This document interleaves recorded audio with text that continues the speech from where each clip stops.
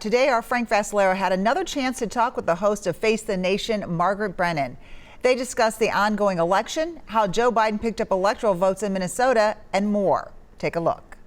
Joining us now is Margaret Brennan, host of Face the Nation. It's good to see you, Margaret. You know, we've heard President Trump say he will not concede if Joe Biden is projected the winner of the election. And we know the Trump campaign's filed lawsuits in several states. But what other steps could the president take to possibly fight the results?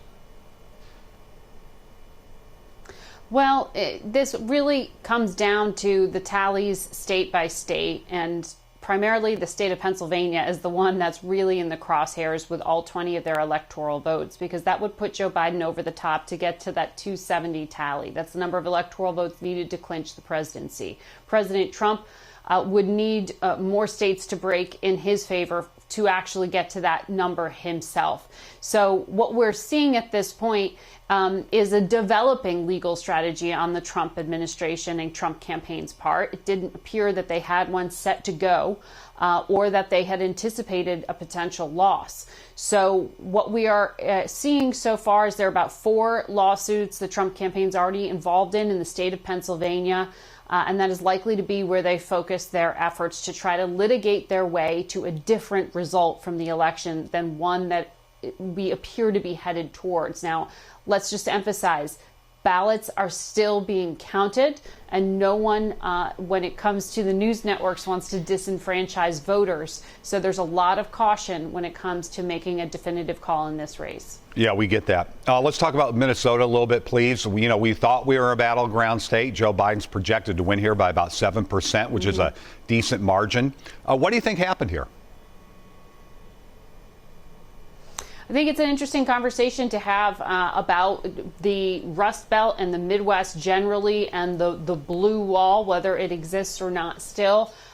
You're right. The Trump campaign had hoped to flip Minnesota and had talked a lot about that. They weren't able to deliver. But I think beyond Minnesota in particular, we're going to talk about this with Senator Joe Manchin of West Virginia, a Democrat who is in a state that voted strongly for President Trump and can speak to what white working class voters in particular were looking for from a candidate, because you didn't see the wave that some had predicted of Democratic support. Like you saw in those 2018 congressional races, you didn't see that outpouring in the same way among that working class element in particular. And really, that was what Joe Biden sold himself as the candidate who could reconnect and bring those voters back to the Democratic Party. So I think what's happening in the Midwest is going to be part of that conversation. Yes, Joe Biden does appear to have that narrow edge in a number of these key Midwestern states, but it isn't the groundswell of support that they had been hoping for.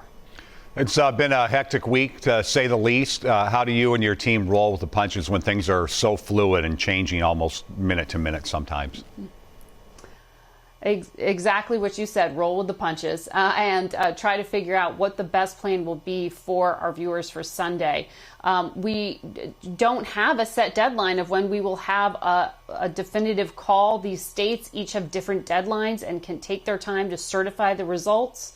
We could have some of the news networks get their projections announced before the states themselves certify. But what we are doing is setting up some of the stories that we know they're not going away. And one of them is COVID-19. Dr. Scott Gottlieb, the former FDA commissioner, will join us on Sunday to talk about that tremendous spike in infections as we go into these cold weather months. So we'll talk to him, Senator Manchin, Senator Pat Toomey, a Republican from Pennsylvania, very closely watched state, as I mentioned, with all 20 of its electoral votes. Well, good luck. Have a good show. Thanks for talking with us today. Good to talk to you.